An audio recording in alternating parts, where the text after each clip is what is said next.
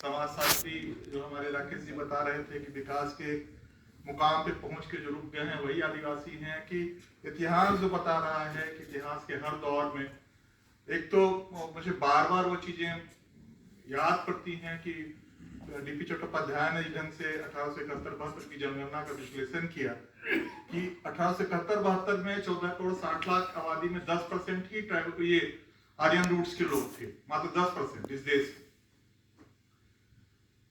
तो ये बड़ा चौंकाने वाला आंकड़ा है। 10% लोग अपने को ट्राइबल कर रहे हैं और 80% लोग जो है कम्युनिटी से कास्ट वाले उसमें माइग्रेट कर रहे हैं या संस्कृतिकरण सो कॉल्ड संस्कृतिकरण की प्रक्रिया में शामिल हैं। तो कौन है ये?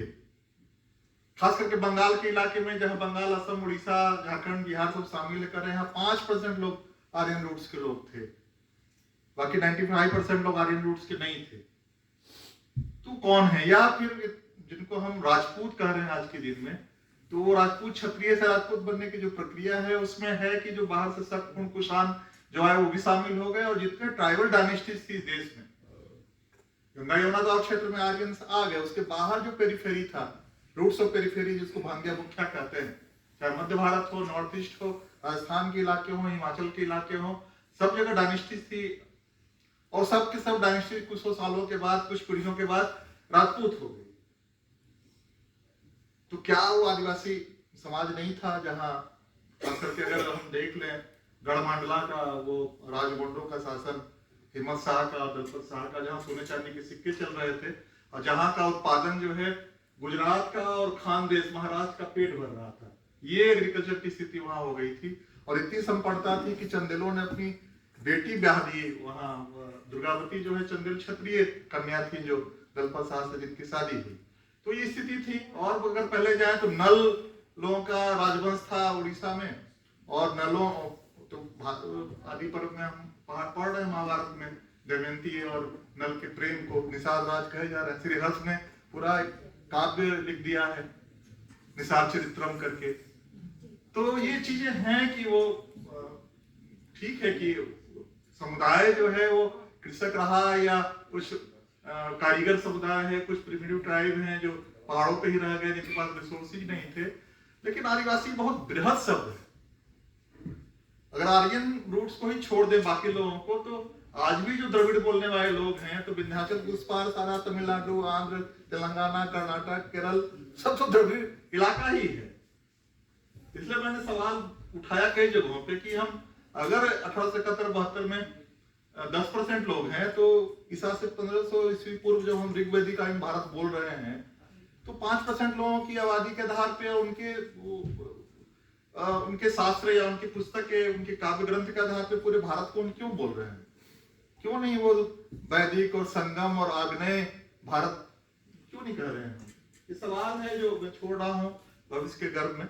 मैं वो कुछ बातें जो आदिवासियत के साथ जो है जुड़ी हुई, आदिवासियत एक दार्शनिक शब्दावली है, उस संदर्भ में अपनी बात कहना चाहूंगा। और मैं एक आदिवासी दर्शन पे हम लोग किताब राजकमल से आने वाली है, तो उसमें मुझे भी लिखना है, क्योंकि मैंने एक इंटरनेशनल सेमिनार करवाया था, तो उस संदर्भ में लगातार खोज रहा हूँ कुछ अलग हट के क्या कहा जाए कि जो उसकी एक जो ये है दर्शन, वो आज के या दर्शन के जो मेन स्ट्रीमिंग है उससे कुछ जुड़ सके। तो उसी क्रम में मैं देख रहा था, वो देखता रहता हूँ किताबें, तो वो मिले हमको अर्ने नेसे, वो एक नॉर्वियन दार्शनिक है, आजकल मैं बहुत चर्चा करता हूँ इनकी। वो सेकेंड वर्ल्ड वॉर के बाद जो द्वितीय विश्व युद्ध का जो महाविनाश था, होलोकॉस्ट और वो परमाणु बम के विस्फोट से मानवता, तो उन्होंने 3 सेल्फ डिस्ट्रक्टिव मूवमेंट्स की बात कही, 3 आत्म विनाशक आंदोलनों की बात कही, बड़ी महत्वपूर्ण है, हम सब लोग समझते हैं उस चीज को। एक तो युद्ध को कहा कि ये आत्म विनाशक ये आंदोलन है। दूसरा उन्होंने कहा कि ये जो डेवलप कंट्री हैं, जो लोग भी हैं, कॉर्पोरेट्स हैं, वो जिस ढंग से एक्सप्लॉइट कर रहे हैं ह्यूमन बीइंग का और उनको सप्रेस करके रखे हुए हैं हजारों हजार साल से, कभी अफ्रीका को, कभी एशिया को, कभी कुछ भी, तो ये एक सेल्फ डिस्ट्रक्टिव मूवमेंट है। और थर्ड कहा उन्होंने कि पहली बार यूरोपियन फिलॉसफी में ये बात आई कि नॉन ह्यूमन बीइंग के एक्सप्लॉइटेशन और सप्रेशन को भी उन्होंने सेल्फ डिस्ट्रक्टिवनेस की बात कही। ये भी अगर हम नॉन ह्यूमन बीइंग को, जीवों को और वनस्पतियों को भी का भी विनाश कर रहे हैं, तो इस प्लेनेट के लिए खतरा है, वो आत्मविनाशकारी है और बहुत लंबी है वो, और बुद्ध के पास जाते हैं वो और गांधी के पास जाते हैं वो, लेकिन वो चूंकि उस समय तक हो सकता है आदि धर्म नहीं हो रामदेव मुंडा जी का, तो वहां नहीं गए हो, क्योंकि वो भविष्य की उस मानवता को देख रहे हैं जहां सेल्फ जो है वो इकोलॉजिकल सेल्फ में चेंज कर जाएगा, कि एक आत्मन, एक व्यक्ति का आत्मन वो पर्यावरण के आत्मन से जुड़ेगा और उसमें जीव जगत, वनस्पति जगत वगैरह सब शामिल हो जाएंगे। तब बोल रहे हैं कि ये सेल्फ डिस्ट्रक्टिव मूवमेंट्स को हम उलट सकेंगे, ट्रेंड को बचाने की कल्पना कर सकेंगे। बहुत अपने राष्ट्रीय लहजे में उसकी व्याख्या उन्होंने की है। हमारे भारतीय दार्शनिकों ने भी उससे प्रेरित होकर इधर एक किताब आई है इकोफिजिक्स, कहते हैं हम साइंस से फिलॉसफी की ओर आ रहे हैं, डीप इकोलॉजी से हम इकोसोफी, इकोलॉजिकल विजडम तक, एक दर्शन तक हम आ रहे हैं।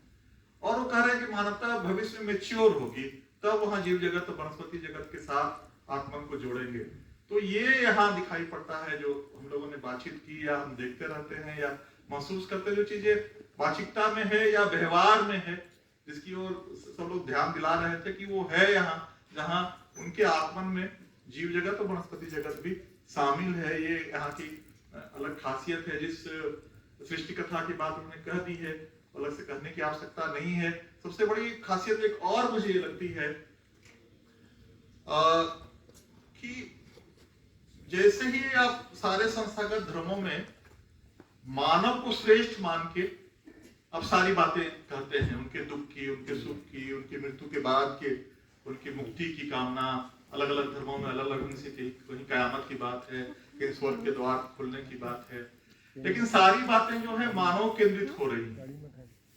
केंद्र में जो है मानव है, और उसके लिए आप वो तर्क तय करते हैं कि चूंकि चिंतनशील प्राणी है मानव, और आप डार्विन की थ्योरी या थ्योरी के आधार पे एक हायरार्की बनाते हैं, अमीबा से लेके और डायनासोर से होते हुए, चिंपांजी से होते हुए इंसान तक की, तो आप हायरार्की क्रिएट कर लेते हैं। जैसे ही आप श्रेष्ठता की बात करते हैं मानव की, तो एक चेन रिएक्शन, अभी ओपेनहाइमर की फिल्म आई थी कि जो हम लोगों ने चेन रिएक्शन शब्द को देखा, एक चेन रिएक्शन शुरू होता है। फिर जहां आप किसी की श्रेष्ठता की बात करेंगे तो फिर उससे न्यूनतम या उससे नीचे की बात शुरू होगी, न्यूनतम की बात शुरू होगी।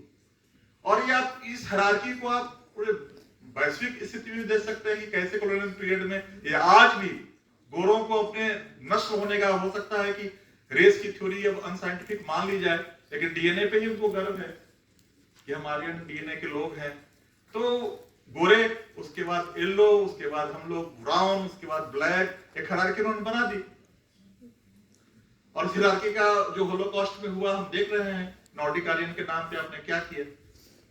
और अपने यहां देख लीजिए, जैसे ही हम श्रेष्ठता, हर कोई श्रेष्ठता बोध से ग्रसित है, तो वर्ण व्यवस्था पहले तय करते हैं, फिर उसमें जाति व्यवस्था आती है, लेकिन कहीं रुकने का नाम ही नहीं है। वो